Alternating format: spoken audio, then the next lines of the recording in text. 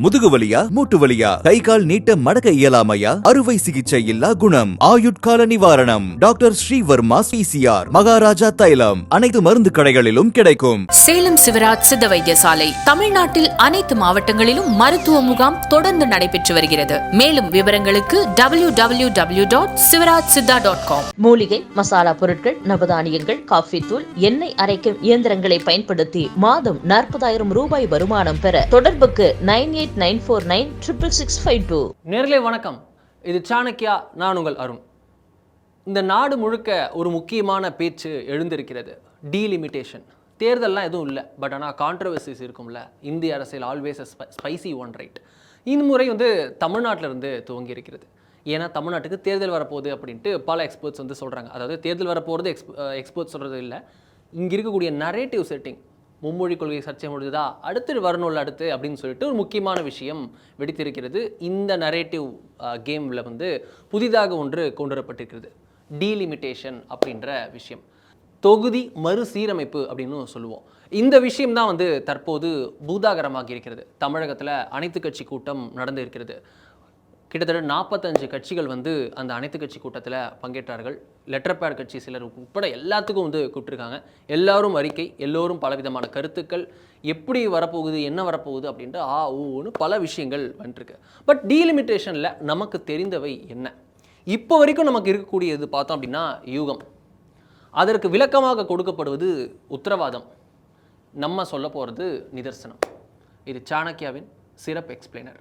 முதல் விஷயமா என்ன பார்க்கணும் அப்படின்னா தொகுதி மறுவரையறை, தொகுதி மறுசீரமைப்புன்னு சொல்கிற இந்த டீலிமிட்டேஷன். இது என்ன அப்படின்னு பார்த்தோம்னா, number of seats Lok Sabha and state legislative assemblies as well as its division into territorial constituencies shall be readjusted after each census அப்படின்னு அரசமைப்பின் 82 மற்றும் 170வது பிரிவுகள் சொல்கிறது. அதாவது ஒவ்வொரு சென்சஸின் அடிப்படையில் தொகுதிகளை மறு சீரமைப்பு செய்யணும், மறு வரையறை செய்யணும் அப்படின்னு சொல்லிட்டு டீலிமிட்டேஷன் பண்ணணும், பவுண்டரிஸை மாற்றணும், அதற்கேற்ப இது பண்ணணும் அப்படின்னு சொல்லுவாங்க. குறிப்பாக ஷெட்யூல் கேஸ்ட், ஷெட்யூல் ட்ரைப்ஸுக்கான அந்த ரிசர்வ்டு சீட் சொல்லுவோம்ல, அது கூட 10 வருஷத்துக்கு மாற்றணும் அப்படின்றதும் இருக்கிறது. ஸோ அதுதான் இந்த டீலிமிட்டேஷன் அப்படின்ற ஒன்லைனர் விஷயம். அப்படின்னா இதுதான் டீலிமிட்டேஷன், இப்படி தான் சொல்லுவோம். அடுத்து என்ன விஷயம் அப்படின்னு பார்த்தோம்னா, தொகுதி மறுவரை ஆணையம் அப்படின்றது தான் இந்த தொகுதி மறுவரை ஆணையம் தான் இந்த விஷயத்தையே இம்ப்ளிமெண்ட் பண்ணக்கூடிய விஷயமா இருக்கிறது. டீலிமிட்டேஷன் கமிஷன் தான் இதை செய்கிறது. கடைசியாக பார்த்தோம்னா 1951, 1961, 1971 சென்சஸ் அடிப்படையில் 1952, 1963, 1973 ஆண்டுகளில் தொகுதி மறுவரை நடந்தது. 1951 சென்சஸ் வச்சு 1952லையும், 1961 சென்சஸ் வச்சு 1963லையும், 1971 சென்சஸ் வச்சு 1973லையும் இந்த டீலிமிட்டேஷன் ப்ராசஸ் கடைசியாக நடந்தது.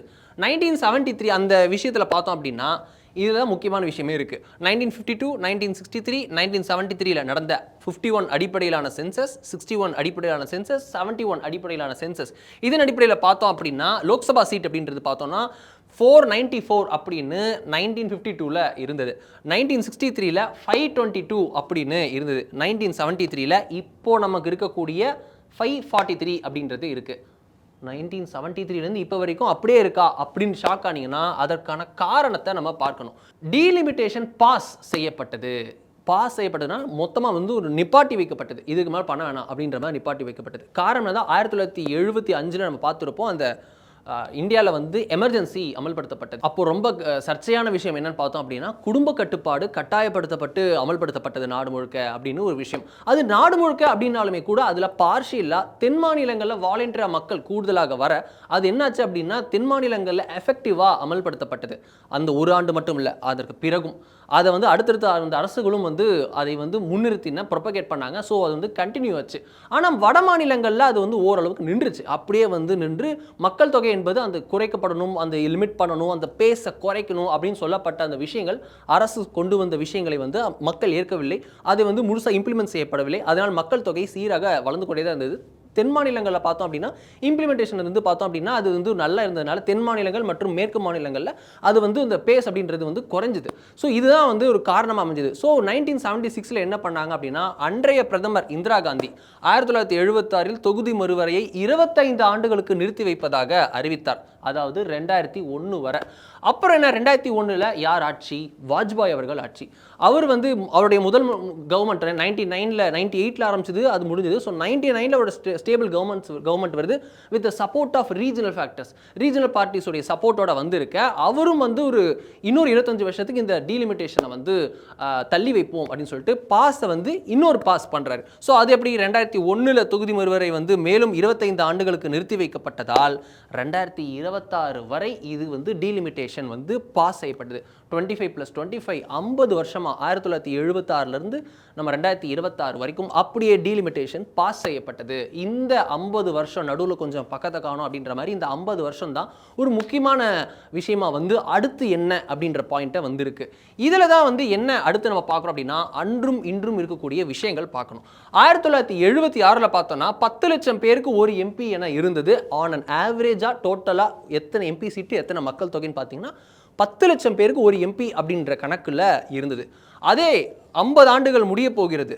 தற்போதைய தேசிய சராசரி பார்த்தோன்னா 20 லட்சம் பேருக்கு ஒரு எம்பி.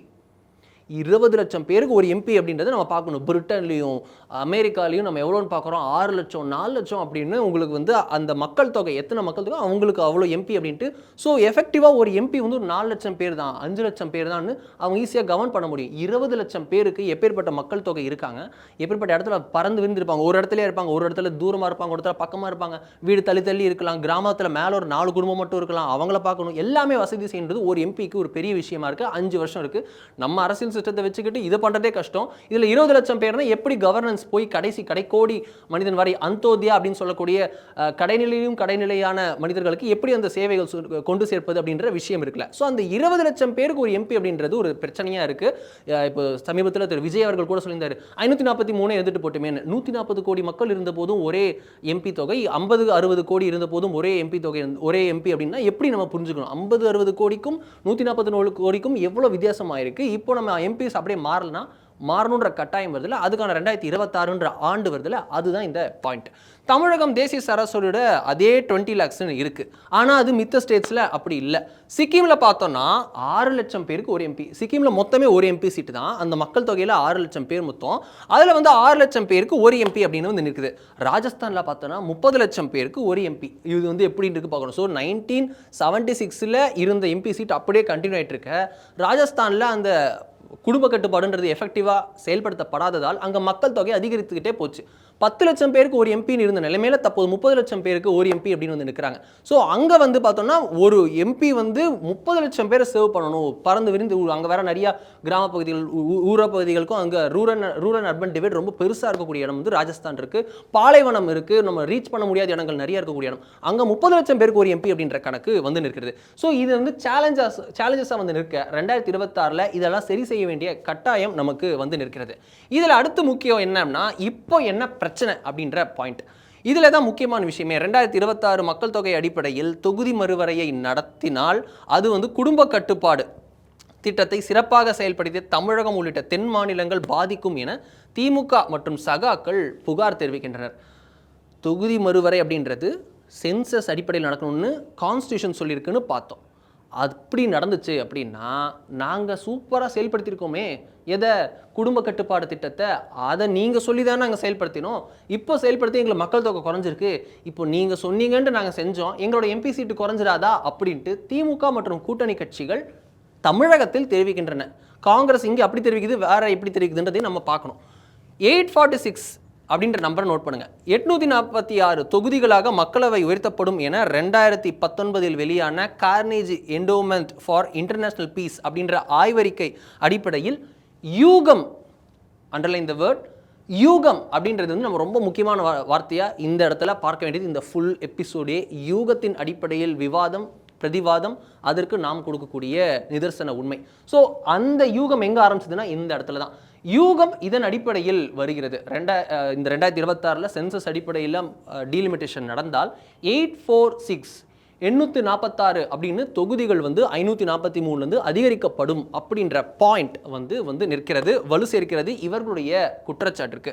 இதில் தான் வந்து குற்றச்சாட்டுக்கு என்ன பாயிண்ட் வந்து இன்னும் 2-3 விஷயம் இருக்குது. அது என்ன அப்படின்னு பார்த்தோம் அப்படின்னா, ஒருவேளை மக்கள் தொகை அடிப்படையில் தொகுதி மறுவரை நடந்தால் 846 என சீட்டுகள் அதிகரிக்கப்பட்டால் எப்படி இருக்கும் சீட்ஸ், எந்தெந்த மாநிலங்களுக்கு எப்படி அதிகரிக்கும் அப்படின்னு பார்க்கணும்ல. ஸோ சென்சஸ் அடிப்படையில் போகுதுன்னு வச்சுக்கோங்க. தமிழ்நாட்டின் மக்கள் தொகை இவ்வளோ, யூபியின் மக்கள் தொகை இவ்வளோ, அந்த மக்கள் தொகைக்கு ஏற்ற மாதிரி சீட்ஸை பிரிங்க.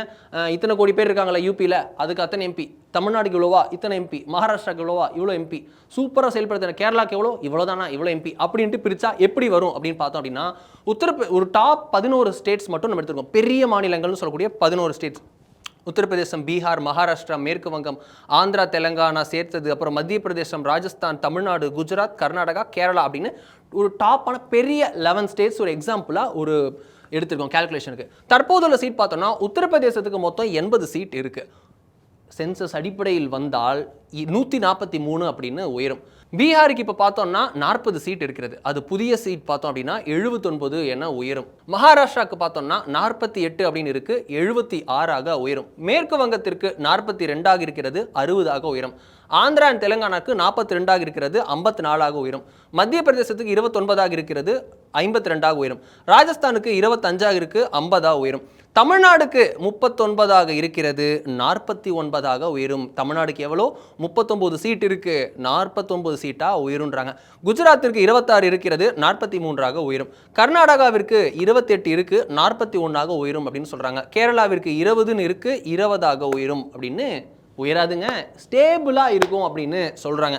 543ன்றது 846 அந்த கேர்னிஜ் ரிப்போர்ட் இருக்குல்ல, அந்த கேர்னிஜ் அந்த ரிப்போர்ட் படி பார்த்தோம் அப்படின்னா 846 சீட்ஸ்னு பிரிக்கப்பட்டு சென்சஸ் அடிப்படையில் தற்போது அவங்க வந்து உத்தேசமாக இவ்வளோ இந்தந்த மாநிலங்கள் இவ்வளோ பாப்புலேஷன் வளர்ந்துருக்கு, இங்கே இவ்வளோ எஃபெக்டிவாக கண்ட்ரோல் செய்யப்பட்டிருக்குன்னு டேட்டா போட்டு வச்சிருக்காங்கல்ல, அந்த சாம்பிள் வச்சு இதில் இம்ப்ளிமெண்ட் பண்ணி பார்த்ததன் அடிப்படையில் இத்தனை ஓட்டர்ஸ் இருப்பாங்க, இத்தனை மக்கள் தொகை இருப்பாங்க, இத்தனை எம்பி சீட்டு பிரிக்கணும், 846 அப்படின்ற நம்பரில் பிரித்து பார்க்கும்போது 2026 எடுக்கப்படும் சென்சஸின் அடிப்படையில் அதுக்கு பிறகு வரக்கூடிய டீலிமிட்டேஷனில் அமல்படுத்தப்பட்டால் இப்படி இருக்கக்கூடிய தொகுதிகளின் எண்ணிக்கை இப்படி மாறும், இந்தந்த மாநிலங்களுக்கு இப்படி வரும் அப்படின்னு சொல்றாங்க.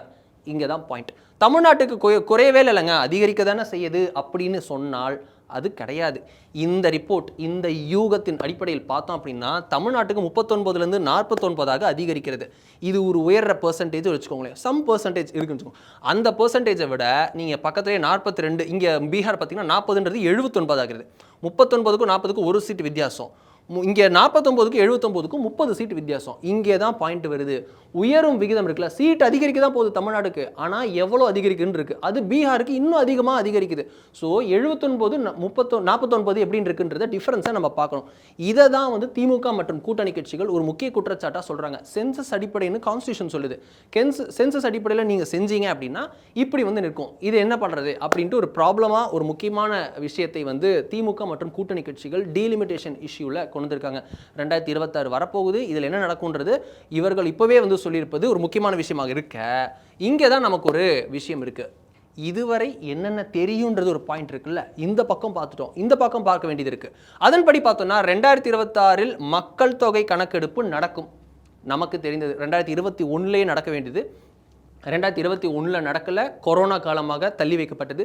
22, 23 நடக்கும்னு சொன்னாங்க, நடக்கலை. ஏன்னா லோக்சபா எலெக்ஷன்ஸ் வரும் அப்படின்னு அதுக்கு முன்னாடி முடிச்சிருவாங்கன்னு சொன்னாங்க, பட் நடக்கலை.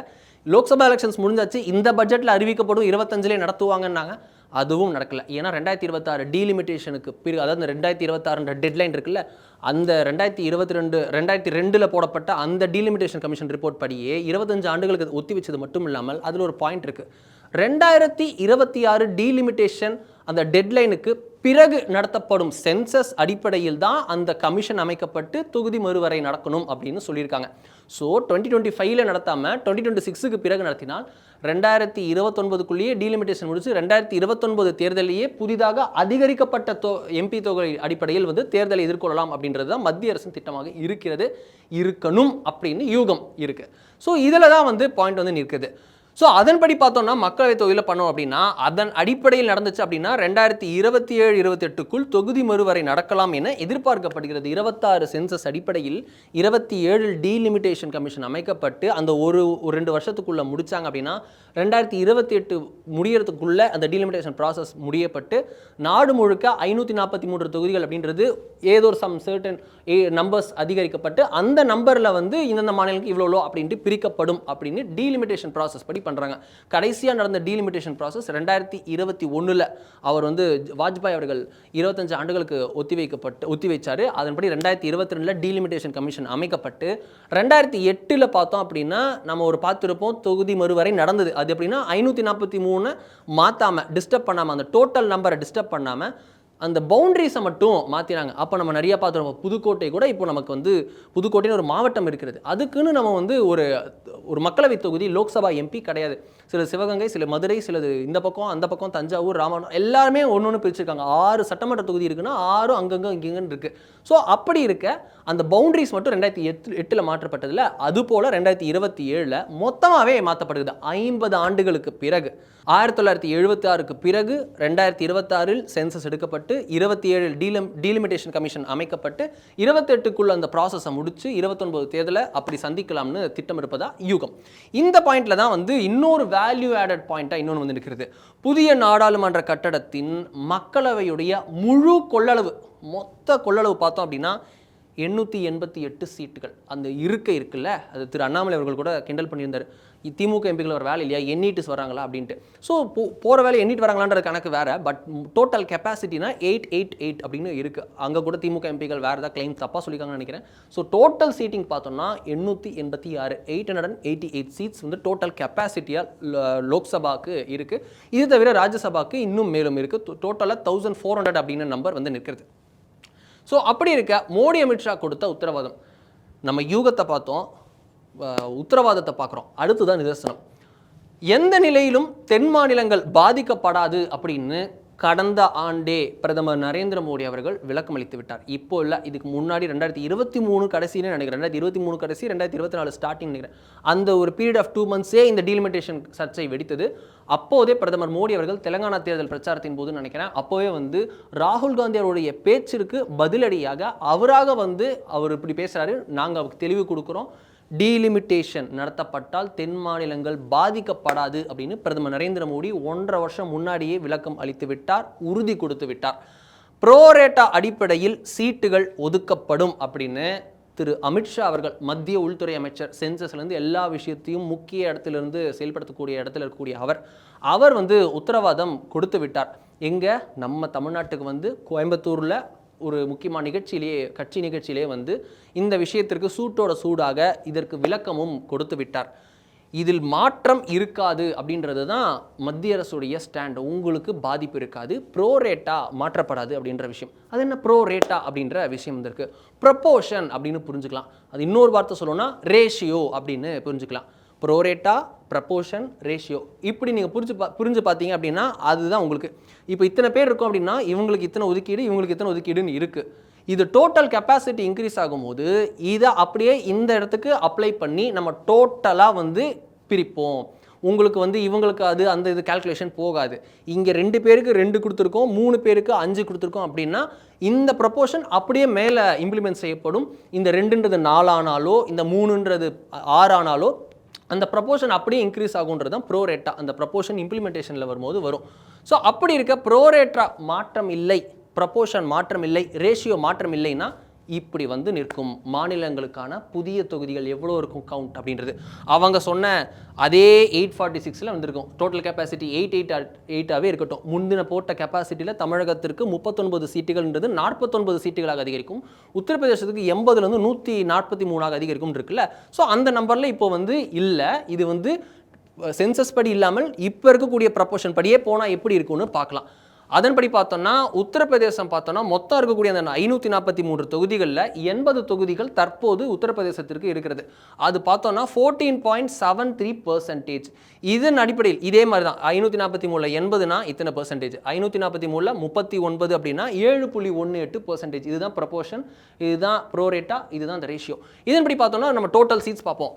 80 சீட்ஸ் உத்தரப்பிரதேசத்துக்கு இருக்குது. 14.73%ன்றது பர்சன்டேஜாக இருக்குது. டோட்டல் சீட்ஸில் எவ்வளோ உத்தரப்பிரதேசத்துக்கு அப்படின்னா 14.73. அதன்படி புதிய சீட் பார்த்தோம் அப்படின்னா 124 அப்படின்னு வந்து நிற்கும். பீகாருக்கு 40 இருக்குது இப்போது, அது 7.37%. அது வந்து புதிய சீட் அடிப்படையில் பார்த்தோம்னா 61 அப்படின்னு வந்து நிற்கும். மகாராஷ்டிராவுக்கு 48 இருக்கிறது. அது சதவீதம் பார்த்தோம்னா 8.84%. புதிய சீட் படி பார்த்தோம்னா 74 அப்படின்னு வந்து நிற்கும். மேற்கு வங்கத்திற்கு 42 இருக்குது, 7.73%. அது 65 வந்து நிற்கும். அதே தான் ஆந்திரா தெலுங்கானா ஒருங்கிணைந்த ஆந்திராவுக்கு பார்த்தோம்னா அதே 42, அதே 7.73, அதே 65 சீட்ஸ் வந்து நிற்கும். மத்திய பிரதேசத்துக்கு தற்போது 29 சீட் இருக்குது. இது மொத்த தொகுதியில் பார்த்தோம்னா 543ல் 5.34%. அது வந்து 846 இம்ப்ளிமெண்ட் பண்ணோம்னா 44 சீட்ஸ். ராஜஸ்தானுக்கு 25 சீட் தற்போது இருக்கிறது. அது 4.60%. அது வந்து எப்படி ஆகும்? புதிய டீலிமிட்டேஷன் பார்த்தோம்னா 38 சீட். தமிழ்நாடு இங்கே தான் நம்ம பாயிண்ட். நம்ம ஸ்டேட்டுக்கு என்ன அப்படின்னா 39 சீட் நமக்கு இப்போ இருக்கு. இந்த 543ல் இந்த 543ல் 39 தமிழ்நாடுக்கு இப்போ இருக்க. அது பார்த்தோம்னா 7.18%. இந்த 7.18% இவங்க சொல்லக்கூடிய 846 சீட்ஸில் பார்த்தோம் அப்படின்னா அது 60ஆக உயரும். தமிழ்நாட்டின் தொகுதிகள் ப்ரோரேட்டா அடிப்படையில் உயர்த்தப்பட்டால் 846 சீட் அப்படின்ற முழு கொள்ளளவு இருந்தால் 39 அப்படின்றது 60ஆக உயரும். இது மற்ற எந்த மாநிலங்களுக்கும் சளைத்தது அல்ல. அவங்களுக்கு எவ்வளோ உயர்த்துதோ அதே அளவுக்கு உயருது அப்படின்றது தான் இந்த நம்பரின் அடிப்படையில். இதுவும் யூகமே அப்படின்றது. ஏன்னா ப்ரோரேட்டான்றது இன்னும் எதுவுமே டிசைட் ஆகல. குஜராத்துக்கு பார்த்தோம்னா 26 சீட், அது 4.79%. அது 39 சீட்டாக உயரும். அதே போல் கர்நாடகாவுக்கு பார்த்தோம்னா 28 சீட், 5.16%, 43 சீட்ஸாக உயரும். கேரளாவுக்கு 20 சீட், 3.68%, அது 30 சீட்டாக உயரும். கேரளாவுக்கு கடந்த டேபிள் படி சென்சஸ் அடிப்படையில் பார்த்தோம்னா 20 சீட்டுன்றது மொத்த சீட் அதிகரித்தாலும் 20ன்றது 20ஆகவே இருந்தது. ஏன்? சென்சஸில் அவங்க வந்து நல்லா குடும்ப கட்டுப்பாடு அமல்படுத்தி சிறப்பாக அமல்படுத்தி பாப்புலேஷனை கண்ட்ரோல் பண்ணதுனால அவங்களுக்கு வந்து டோட்டலாக சீட்ஸ் குறையும் அப்படின்ற அபாயம் இருந்தது. ஆனால் தற்போது ப்ரோரேட்டா அடிப்படையில் சீட்டுகள் உயர்த்தப்பட்டால் அவங்க வந்து 20 அப்படின்றது 30ஆக உயரும். வித் their percentage of 3.68% இப்போ இருக்கக்கூடிய ரெப்ரசன்டேஷன் அப்படியே தொடரும். தமிழ்நாடுக்கு 39 அப்படின்றது 60ஆக உயரும். உத்தரப்பிரதேசத்திற்கு 80 அப்படின்றது 124ஆக உயரும். இது எல்லாமே பார்த்தோம் அப்படின்னா இந்த சதவீதம் இப்போ என்ன பெர்சன்டேஜ் இருக்கோ அது இந்த டோட்டல் சீட்டுக்கு என்ன வருமோ அந்த கணக்கு படி பார்த்தோம்னா ப்ரோரேட்டா இதுதான் சொல்லுது.